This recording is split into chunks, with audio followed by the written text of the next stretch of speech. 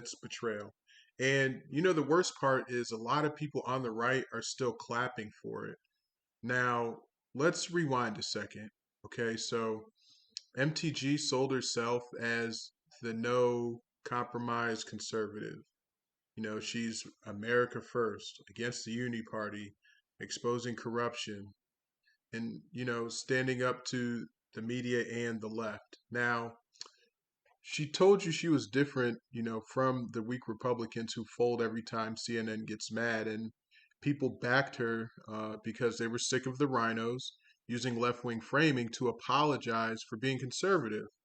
So then what happens?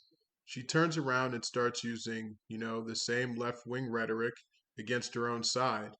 Now, here's the move that tells you everything. When MTG doesn't like someone on the right, she doesn't just use come on.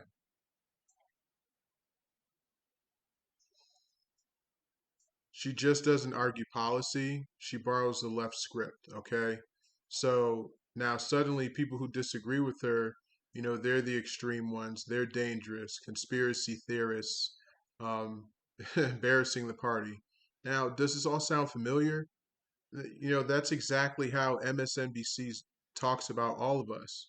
Now, the left, they spend years painting the right as crazy, unsafe, illegitimate.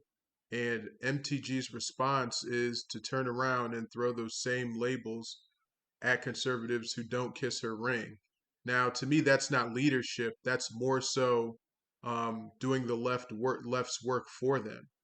Now, just watch the pattern. You know, a conservative calls out the GOP for failing, the border, you know, spending on the deep state, instead of answering the criticism. Now, MTG goes straight to the left style smears. You know, she'll call conservatives crazy, dangerous, they're helping the enemy.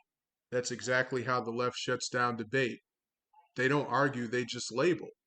And we've got a so called fighter on the right using those same labels at her own base, which is crazy to me.